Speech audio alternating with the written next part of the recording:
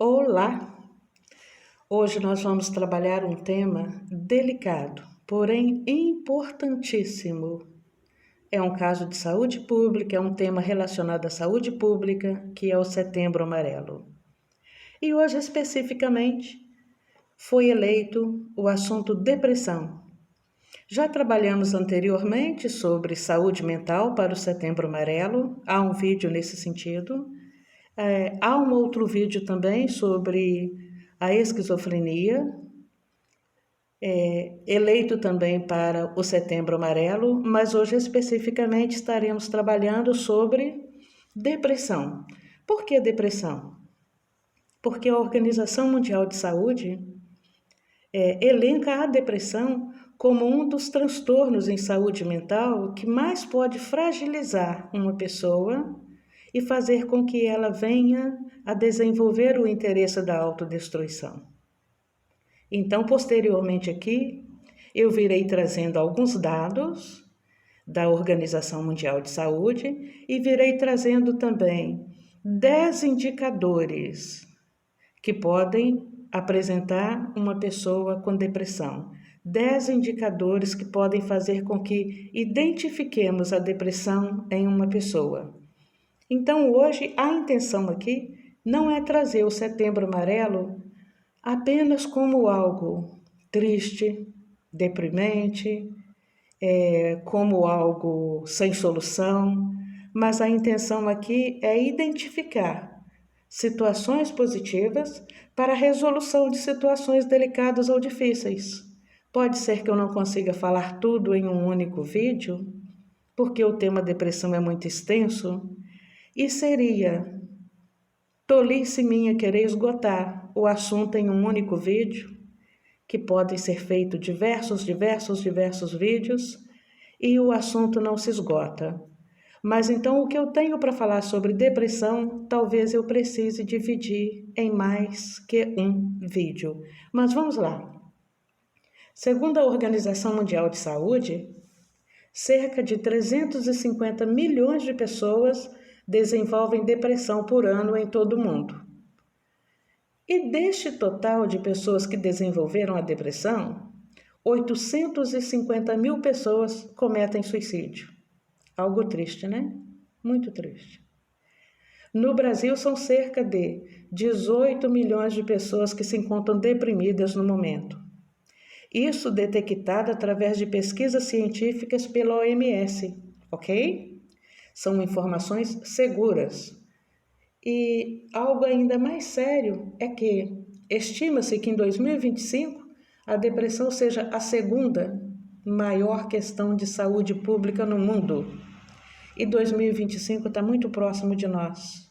Estamos finalizando 2023.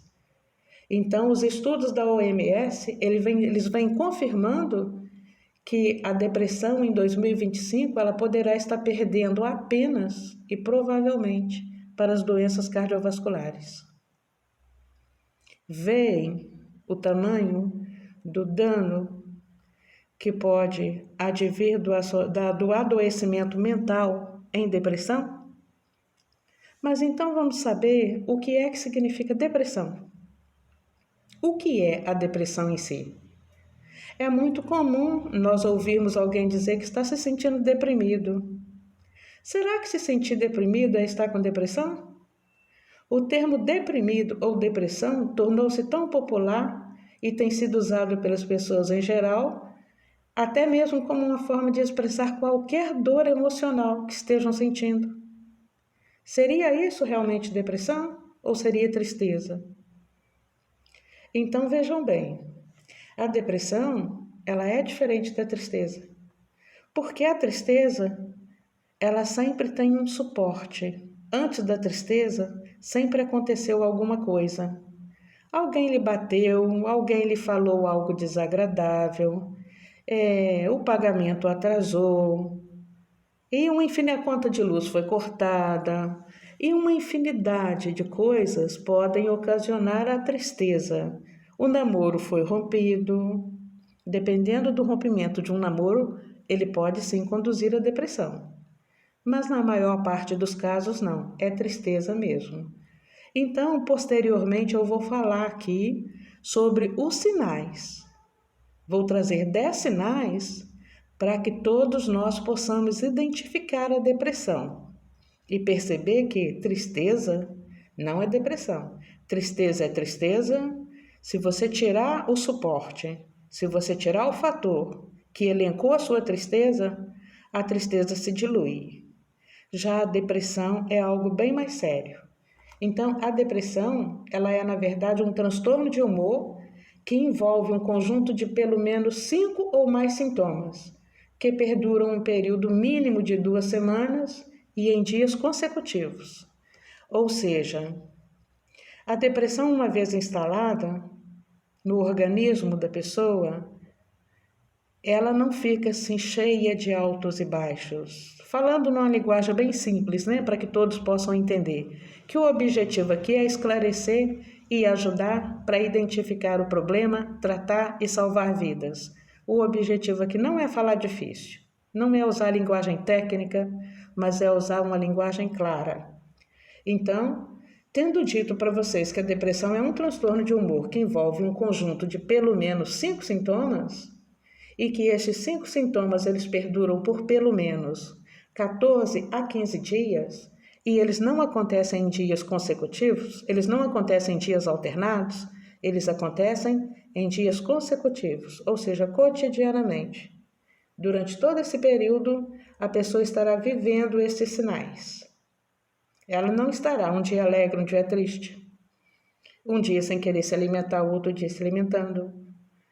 Não, os sinais, eles estacionam no organismo da pessoa e então a pessoa vai ter uma média de 14 a 15 dias apresentando aqueles sinais. É tempo suficiente para que a gente possa identificar e ajudar a salvar vidas. Vamos tentar entender os sinais? Na verdade, se instalam 5 que permite a identificação, mas a depressão tem muito mais que 5. Então, eu vou deixar aqui 10 sinais, porque dependendo do organismo, a pessoa pode apresentar um sinal ou não. Pode apresentar o sinal X ou o sinal Y. Entendem? Então, por esse motivo, 5 sinais são suficientes para que se identifique a depressão numa pessoa. Mas deixaremos aqui 10. O primeiro deles, humor deprimido na maior parte do dia. Esse humor deprimido na maior parte do dia, geralmente ele acontece de manhã. É comum você encontrar uma pessoa com depressão e que a parte da manhã dela, ou seja, o levantar, o sair da cama, o tomar banho, o tomar café, estas primeiras horas do dia, para ela, é um peso, é uma luta, é uma dificuldade. E você percebe que realmente o semblante muda. Ao marcar atendimento clínico para uma pessoa com depressão, eu dou preferência para marcar à tarde, porque eu sei o quanto é difícil para ela esse humor deprimido de manhã, essa dificuldade que ela tem de realizar atividades. Vamos para o segundo item? Acentuada diminuição do interesse ou do prazer em todas ou em quase todas as atividades, na maior parte do dia. Sabe aquelas atividades que a pessoa fazia com prazer? Que gostava de fazer, que fazia de uma forma leve e alegre? Você começa a observar que ela tem uma acentuada diminuição do interesse e do prazer em realizar aquelas atividades. E aí você começa a se perguntar o porquê. Se sempre ela demonstrou tanto prazer em realizá-las. Então este é um segundo sinal. Vamos para o terceiro? Perda ou ganho excessivo de peso, que acontece geralmente pela diminuição ou pelo aumento do apetite. Então, às vezes a pessoa se preocupa apenas quando o outro deixa de se alimentar, mas quando começa a se alimentar excessivamente também, e com ganho excessivo de peso, é um pisca-alerta que se acende, porque cientificamente se comprova que o depressivo, por sentir falta de algo que ele não consegue justificar, ele às vezes se entope de alimento como se quisesse tapar aquele buraco. E no extremo, do outro lado, nós temos aquele que recusa a alimentação. Então, em ambos os casos, a gente tem aí mais um sinal que é o terceiro sinal, perda ou ganho significativo de peso, ok? Vamos para o quarto sinal? Insônia ou hipersonia. A insônia, todo mundo sabe do que se trata, a ausência de sono. A hipersonia, sono exagerado, o desejo intenso de ficar na cama continuamente e dali não sair para nada.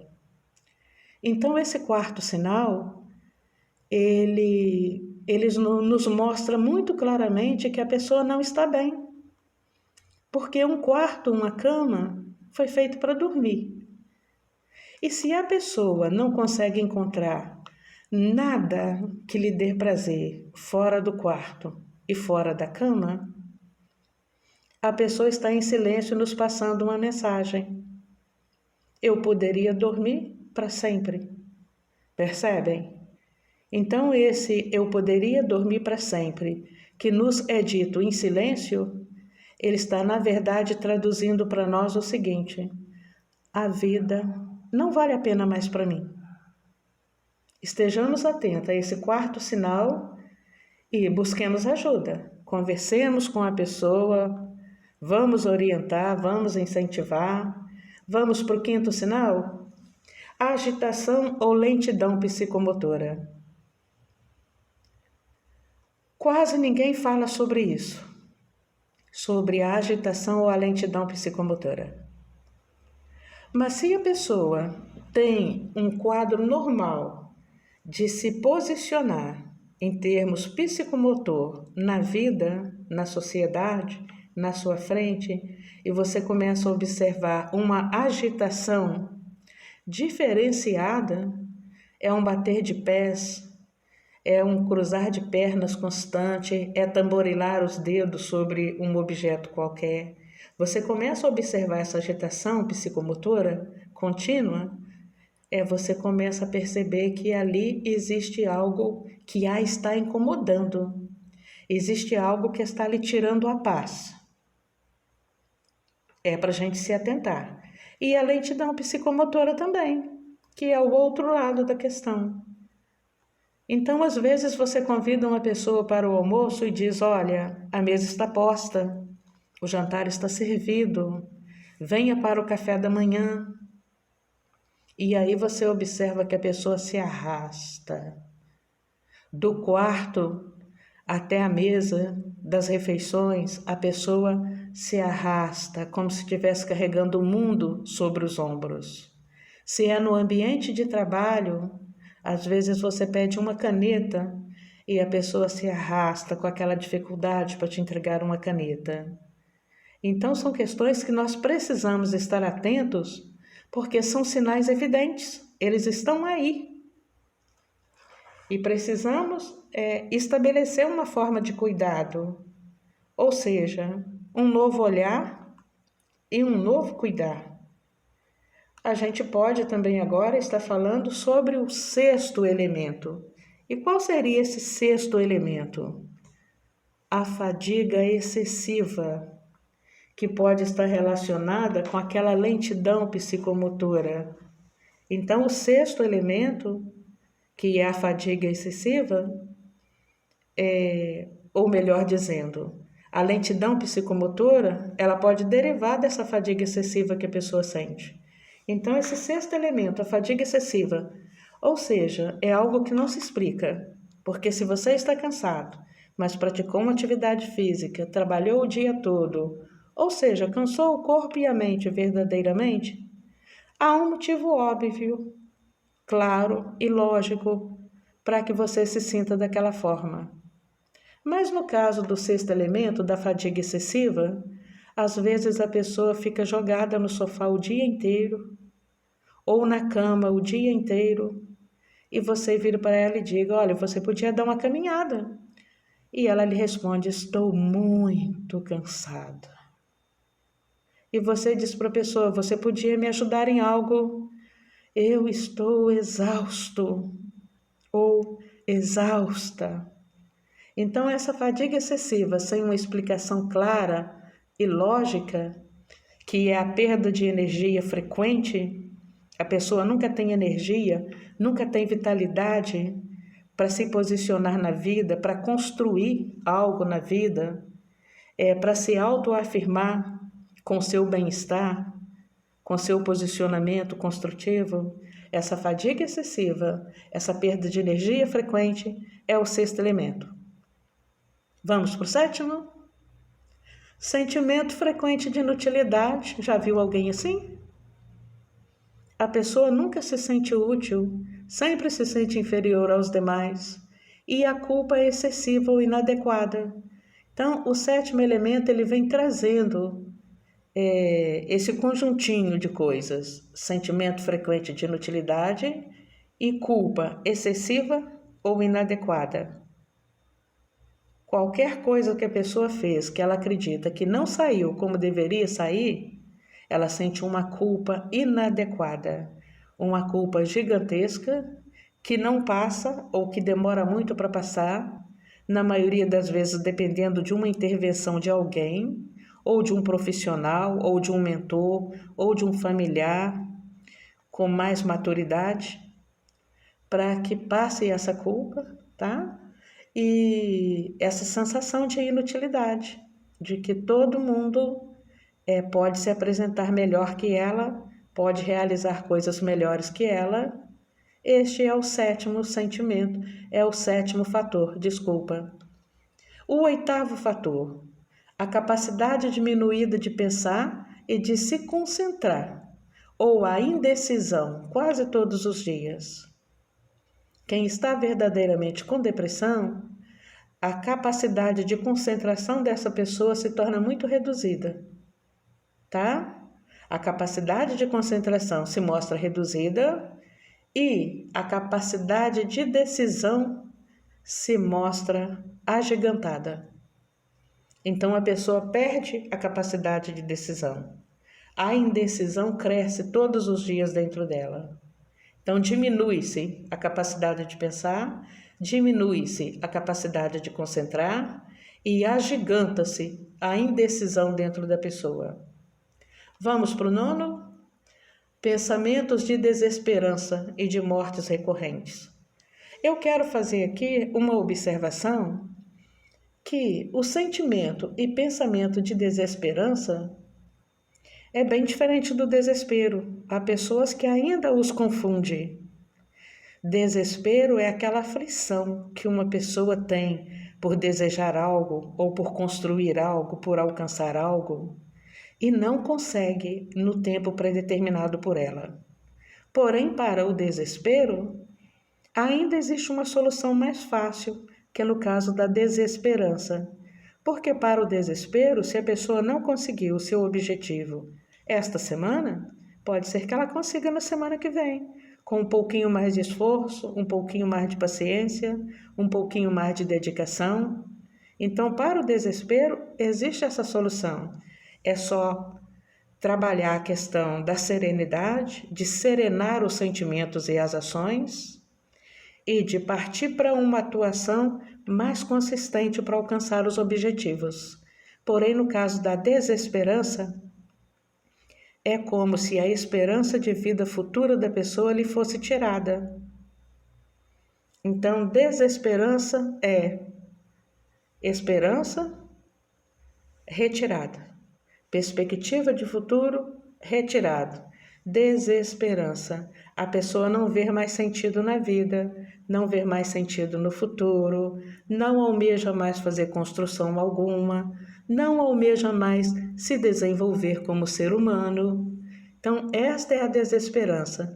E se a pessoa não tem plano, não tem projeto construtivo nenhum para o futuro, realmente, para ela, a vida dela perdeu o sentido. Estejamos atentos. No caso da desesperança, muito atentos. E vamos para o 10º, que culmina na ideação suicida, recorrente de um plano específico. Então, a ideação suicida, a ciência comprova, as pesquisas comprovam, que passado por todos estes 9 pilares aí, a pessoa pode culminar na sensação e no desejo da ideação suicida. E isto ela pode fazer ao longo de meses, esse planejamento, adquirindo objetos para isso, traçando planos, como será feito. Então estejamos atentos. Esse é um mês de um cuidado mais profundo, mais detalhado. Na verdade, eu digo que o Setembro Amarelo, ele é o mês da conscientização. É um mês para que a gente tire, para identificar essas situações, para conversar sobre essas situações, para conscientizar sobre elas, mas na verdade o cuidado tem que ser realizado o ano todo. Só que como existem outros temas também, no decorrer dos outros meses, nós não temos como falar sobre o Setembro Amarelo o ano todo, mas o cuidado precisa estar presente o ano todo. E é isto. Eu vou encerrar aqui o vídeo e no próximo vídeo eu estarei trazendo conhecimentos de ações que podem ser realizadas para ajudar essas pessoas. Como identificar, como ajudar, como tratar, como cuidar. E se você é a pessoa que está vivendo essas situações, como você poderá sair disso e buscar ajuda? Então, até o próximo vídeo. Se você ficou comigo até aqui, o meu abraço, o meu agradecimento. O vídeo ficou maior do que eu imaginei que ficasse, então eu deixarei os outros quesitos para o próximo vídeo. E se você é inscrito, deixa aí o seu like, o seu comentário e eu deixo aqui o meu agradecimento. Se você não é inscrito ainda, se inscreva, compartilhe, comente, ative o sininho para continuar recebendo os demais vídeos. Compartilhe muito, porque segundo os dados da Organização Mundial de Saúde, são muitas as pessoas que necessitam de ajuda. E o lema do Setembro Amarelo para o ano de 2023 é: se precisar, peça ajuda. Mas se ninguém nos pedir, nós estejamos atentos e vamos oferecer a nossa ajuda. Falar faz bem, alivia e esvazia a dor. O meu abraço.